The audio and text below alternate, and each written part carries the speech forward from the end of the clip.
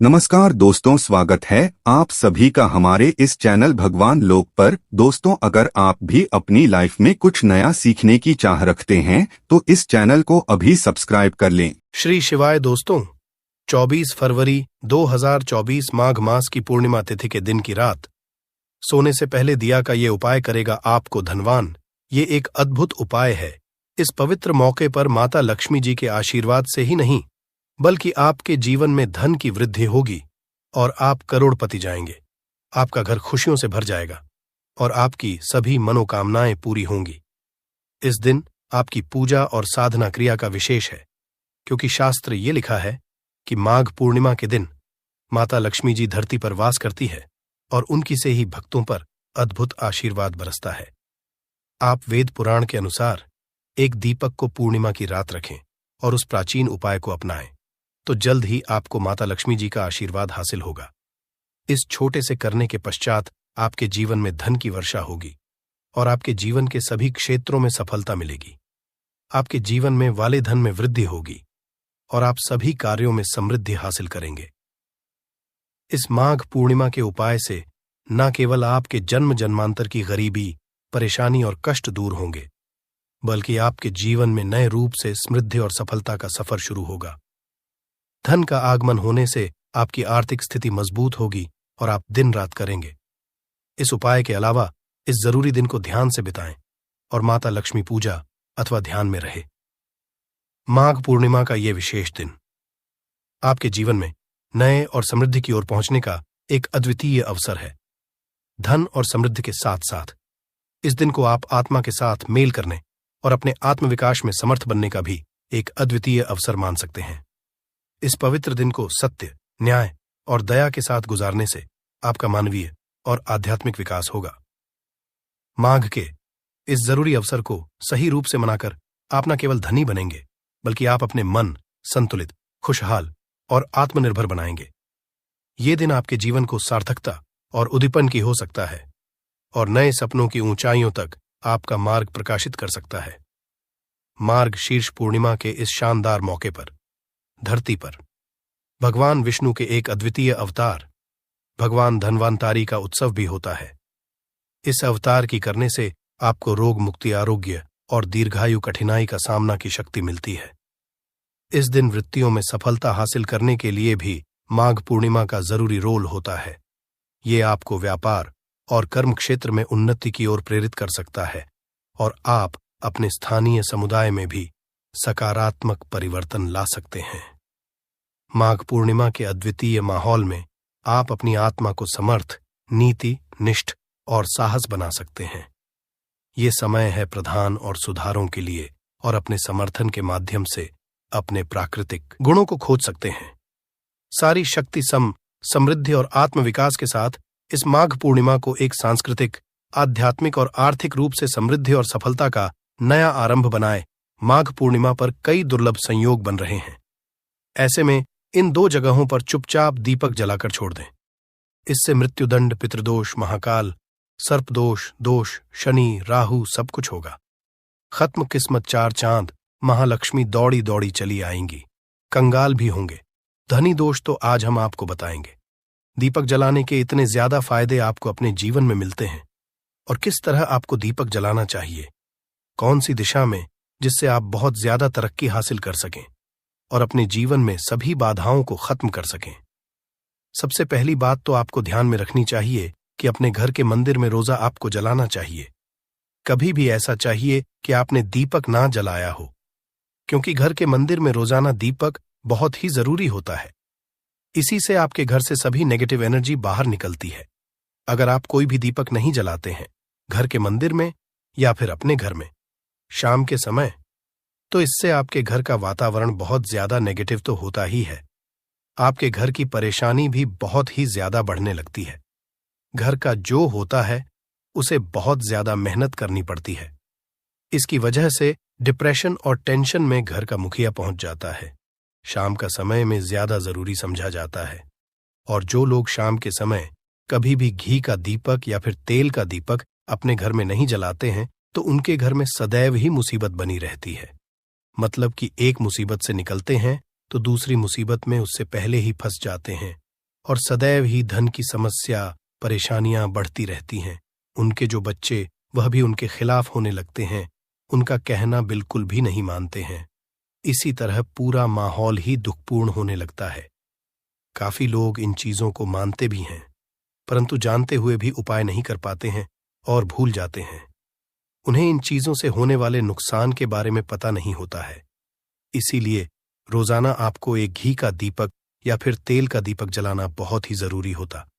आप नहीं जला सकते तो कोई और मानव भी आपके घर में दीपक जला सकता है, परंतु रोजाना दीपक जलाना बहुत ही होता है। इसी से आपकी सभी नेगेटिव एनर्जी आपके घर से सदैव बाहर रहती है दोस्त। और शाम का ऐसा होता है जिस समय नकारात्मक ऊर्जाएं बहुत ही ज्यादा प्रबल होती हैं और आपके घर में प्रवेश कर जाती है। ऐसे में अगर आप घर में या घर के मंदिर में दीपक नहीं जलाते हैं तो नेगेटिव एनर्जी बहुत ही ज्यादा परेशान करती है। आपके सब आम बिगाड़ने लगती है। सूरज डूब जाता है, उसी समय ये नेगेटिव बहुत ही ज्यादा प्रबल हो जाती है। उसी समय आपको मुंह हाथ पैर धोकर दीपक जलाना चाहिए। अगर आप खुद ही कर सकते हैं तो कोई और मानव भी आपके लिए ऐसा कर सकता है।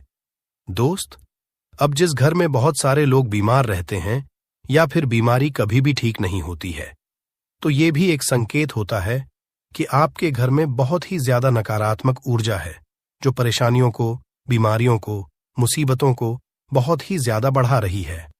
सभी चीजों करने के लिए आपको अपने घर में जब सूरज ढल जाता है तो उस समय घी का दीपक या फिर सरसों के तेल का या फिर तेल के का दीपक भी पूर्व दिशा में आप जला सकते हैं। परंतु रोजाना इन चीजों को करना बहुत ही जरूरी है, तभी आपको इसके लाभ मिल पाते हैं। अगर आपके घर में धन से जुड़ी नौकरी, व्यवसाय से जुड़ी हुई कोई भी समस्याएं हैं, अगर ऐसी समस्याएं बहुत ही होती हैं तो अपने घर के उत्तर दिशा में रोजाना ही घी का दीपक जलाना चाहिए। इसे एक भी दिन मिस न करें। अगर आप रोजाना दिशा में घी का दीपक जलाते हैं तो इससे आपकी धन से जुड़ी हुई समस्याएं खत्म हो जाती हैं। जिन लोगों को नहीं मिलती है तो उनको भी नौकरी मिलने लग जाती है। और अगर वही मानव जिसको परेशानी है और वहीं अगर रोज जलाता है तो इससे मिलने वाले फायदे और भी ज्यादा हो जाते हैं। शाम के घी का दीपक या फिर तेल का दीपक जलाना बहुत ही जरूरी होता है। आप कभी भी इन चीजों को नजरअंदाज ना किया करें, क्योंकि इन्हीं से जीवन में परेशानियां होती हैं और आपको मुसीबतों का सामना करना पड़ सकता है। आपको ये जानकर हैरानी होगी कि जो भी घी का आप जलाते हैं उससे जो निकलने वाली ऊर्जाएं होती हैं वह आपके घर में जब फैलती है तो इससे घर का माहौल एकदम से सुखमय बनने लगता है, पॉजिटिव होने लगता है। घर के सभी लोग शांति से रहने। इसी तरह से जो तेल का दीपक होता है ये भी जब जलता है तो इससे आपके आसपास जितनी भी नकारात्मक ऊर्जाएं हैं वह खत्म है, क्योंकि इन दीप को निकलने वाली जो ऊर्जाएं होती हैं, धुआं होता है, वह नेगेटिव को बाहर निकालता है और आपके आसपास की एनर्जी को पॉजिटिव बनाता है। ये बहुत ही जरूरी चीजें हैं शाम के समय। कभी भी आप इन चीजों को कभी मिस ना किया ना करें, तभी आप अपने जीवन में सफलता पा सकते हैं और आपकी जितनी भी मनोकामनाएं हैं वो भी पूरी होती हैं। दोस्तों, हम अपने घर के घर पूजा पाठ और मूर्ति आदि रखते हैं। दोस्त, मूर्ति का क्या, वो होता है आज हम आपको इस वीडियो के माध्यम से बताने वाले हैं। जिस घर पूजा घर में एक साथ ये दो मूर्तियां होती हैं वहां पर बनता राजयोग और दुनिया आपके कदमों में आ जाती है। कहने का तात्पर्य ये है कि आपको सर्वसुख हासिल हो जाता है, जिसकी आपने कल्पना की है, जिसकी आपने कामना मांगी है।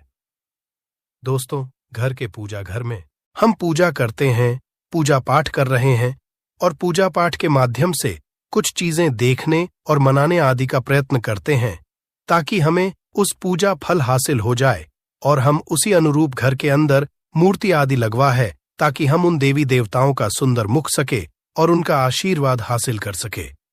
परंतु दोस्तों, अगर हम अपने घर के पूजा घर में इन मूर्तियों के अन्य मूर्तियां वो भी रखते हैं तो तौर पर हमारी किस्मत बदल जाती है और देखते ही देखते हमारे जीवन की सारी कंगाली समाप्त होने लगती है। दोस्तों, बात करते हैं उन मूर्तियों के बारे में कि आखिर कौन सी दो मूर्तियां एक साथ में आपको रखनी चाहिए ताकि उसका सच्चा सर्वसुख आपको हासिल हो सके। सबसे पहले किसी मूर्ति की बात करें तो दोस्तों, अगर आप श्री कृष्ण के भक्त हैं और बाल गोपाल मूर्ति रखते हैं, तब आपको भगवान कृष्णा के साथ माता रानी राधा जी की मूर्ति भी आपको जरूर रखनी चाहिए। दोस्त या कृष्णा की अगर आपके घर में तस्वीर है तो उसके साथ राधा जी की भी तस्वीर संयुक्त जोड़े के रूप में आपको लेकर आनी चाहिए। दोस्तों, ये प्रेम और एकता की एक ऐसी अनोखी मिसाल है कि जिस घर इन दोनों की तस्वीरें होती हैं तो समझ लीजिए उस घर के अंदर भी तरह का ग्रह क्लैश नहीं होता है। दोस्त और पति पत्नी परिवारजनों के बीच परस्पर प्रेम रहता है और घर में धन धान्य में अपने आप ही वृद्धि होती है। इसीलिए जरूरी समझा गया है, अगर आप भी इन मूर्तियों को रखते हैं तो निश्चित तौर पर आपके जीवन में अपने आप ही फायदा हासिल हो जाएगा। दोस्तों, कई लोग अपने घर में माता लक्ष्मी की पूजा करते हैं तो सोचते हैं कि भगवान विष्णु पूजा करें या ना करें, या फिर उनकी मूर्ति साथ में रखें या ना रखें। तो सदैव भगवान श्री विष्णु जी और लक्ष्मी की पूजा आपको एक साथ करनी चाहिए।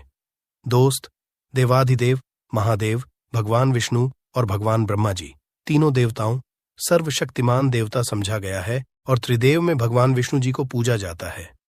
तो अगर आप अपने घर की पूजा घर में लक्ष्मी नारायण जी की संयुक्त रूप में पूजा करते हैं, निश्चित तौर आपके घर में दिन दुगनी रात चौगुनी वृद्धि देखने मिलती है। दोस्त, तो इसीलिए आप विष्णु जी के साथ माता लक्ष्मी जी की पूजा करें।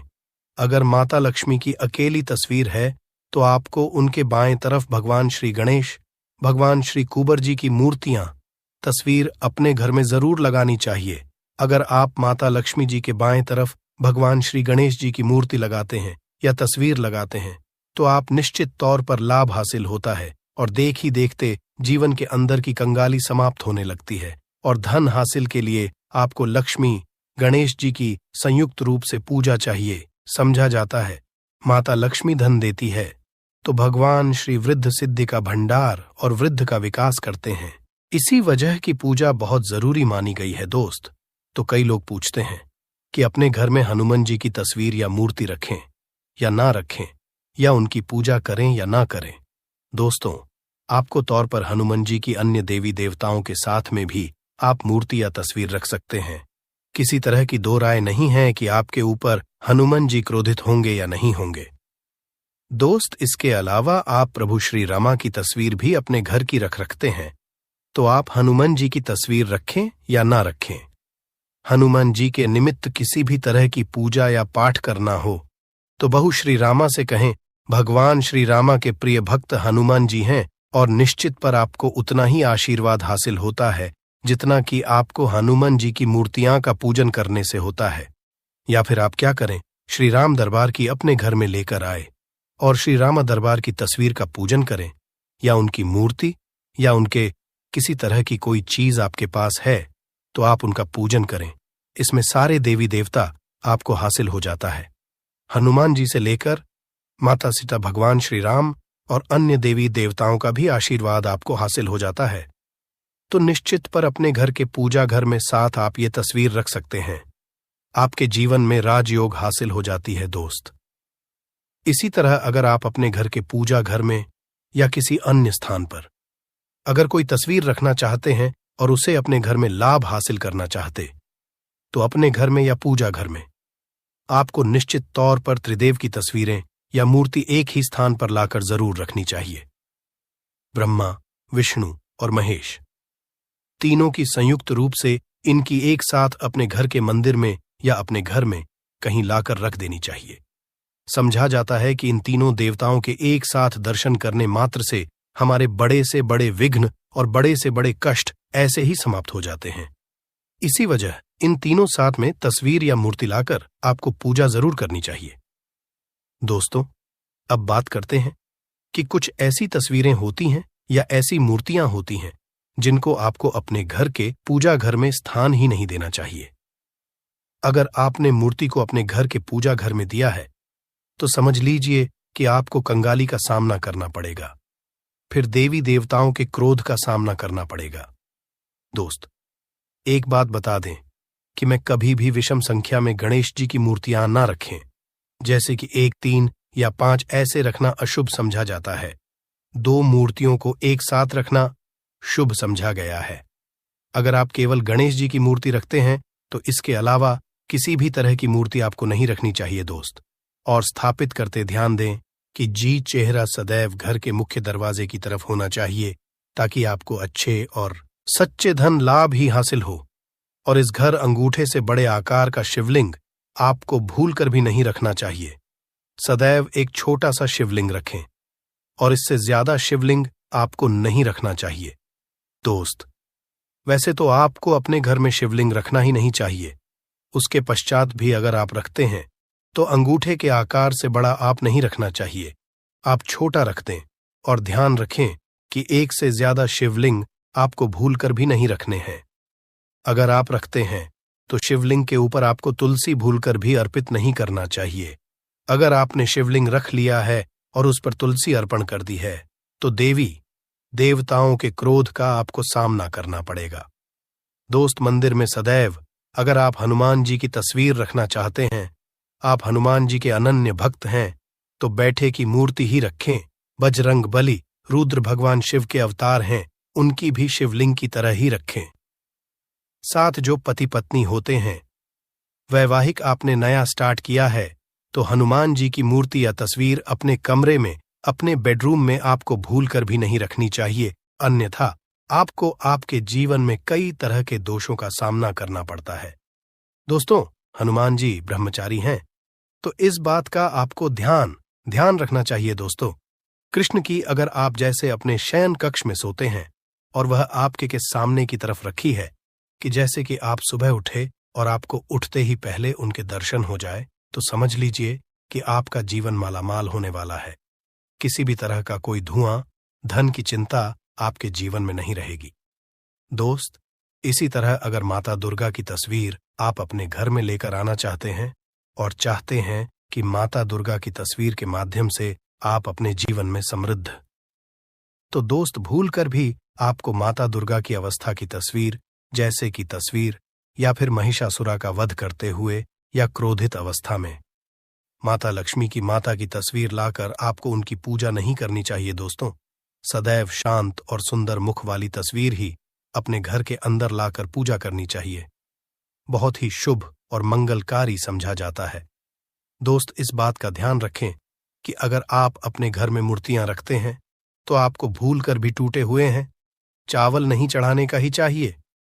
आप हल्दी में चावल को पीला करके ही वह चावल चढ़ाएं, परंतु टूटे हुए चावल आपको भूलकर भी माता लक्ष्मी को या अपने घर में देवी देवता को नहीं चढ़ाने चाहिए दोस्त। तरह इस बात का भी ध्यान रखें कि अपने घर के मृत परिजनों या पूर्वजों को मंदिर में स्थापित ना करें। ऐसा करना अशुभ समझा जाता है, और अगर आप ऐसा लगातार कर रहे हैं तो निश्चित तौर पर आपके परिवार के ऊपर दोष लग सकता और पितरों का दोष लग सकता है। पूजा एक अलग स्थान पर की जाती है, घर के मंदिर में उनको स्थापित नहीं किया जाता है दोस्त। तो इसी तरह भगवान भैरव की तस्वीर या भगवान शनिदेव की राहु केतु इस तरह की अपने घर में ही नहीं लेनी चाहिए। प्रतीकात्मक रूप से आप घर के पानी रखने के स्थान पर उनकी पूजा कर सकते हैं, क्योंकि इनकी साधना तंत्र मंत्र और विशेष महत्व द्वारा की जाती है। घर के अंदर आप इनकी पूजा पाठ नहीं कर सकते। इनकी पूजा में किसी तरह की कमी रह जाती है तो उनको बहुत ज्यादा क्रोध आ जाता है। इनके क्रोध का आपको सामना करना पड़ता है। इसी वजह से आपको इस तरह की या मूर्तियां अपने घर के अंदर नहीं रखना चाहिए। और जो पहले हमने आपको बताया, उस तरह की तस्वीर तो निश्चित तौर पर आप रखकर अपने जीवन में फायदा हासिल कर सकते हैं। उत्तम